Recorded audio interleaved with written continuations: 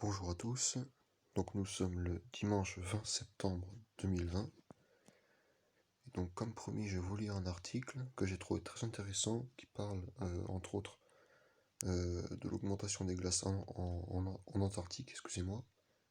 Donc cet article nous vient de climatoralist.fr, donc je vais vous mettre ça dans la description si ça vous intéresse, et voilà, donc je vais vous commencer à le lire.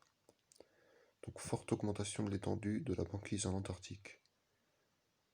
L'étendue de la banquise en Antarctique a fortement augmenté en mars 2020 et se trouve entre la fin de ce mois proche de la moyenne de 1980 à 2010.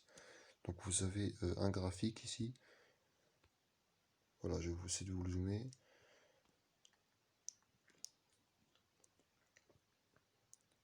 Donc voilà. Donc on voit bien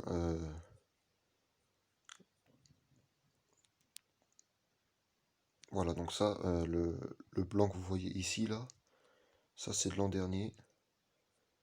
Ah non, c'est... Ouais, enfin bon, je sais pas, mais bon.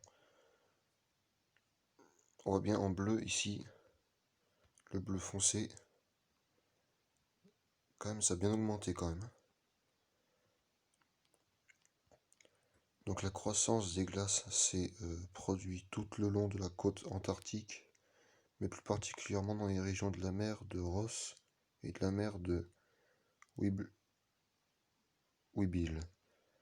Les températures de l'air sur la plupart des zones côtières pour le mois étaient proches de la moyenne de 1980 à 2010, légèrement au-dessus de la moyenne près de la zone sud de la péninsule et très en dessous de la moyenne de 5 à 7 degrés Celsius dans la région de Wickland, excusez-moi.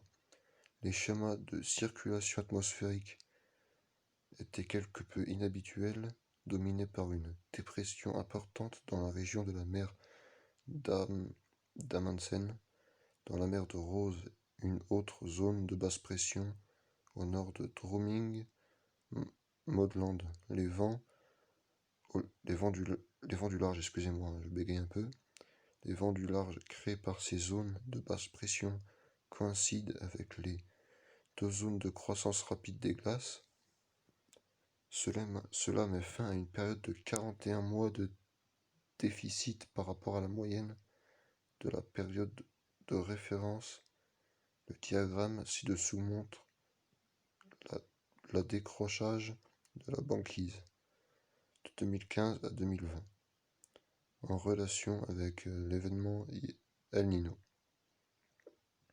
Donc vous avez un graphique ici qui montre bien l'étendue de la glace.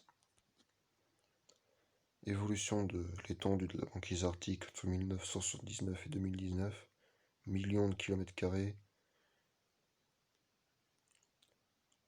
en Antarctique, ainsi la situation évolue favorablement. Récemment, nous indiquons que l'extension de la banquise arctique a été cet hiver la plus élevée depuis 2013 et qu'elle s'y avait en fait cessé de régresser depuis 2007. Donc ça veut dire que ça fait 7 ans que la glace ne fait que d'augmenter et non régresser, ce qui est plutôt une bonne nouvelle. Cette évolution favorable se voit confirmée par la situation toute récente du 29 avril 2020, donc c'est récent, oui, de la banquise dans l'archipel de Svalbard, au cœur de l'océan Antarctique. Donc décidément rien d'alarmant ne se produit au pôle. Ça c'est vrai. Donc voilà donc les amis, je vais vous laisser là. Si ça vous a plu, dites-moi dans les commentaires si vous voulez que je vous relise un article. Je mettrai le lien de cet article dans la description si vous voulez en savoir plus. Donc voilà, donc vous avez tout ce qu'il y a ici, hein, la température, la météo et tout ça, la pollution. Je vais m'informer un peu plus pour vous faire une prochaine vidéo la prochaine fois.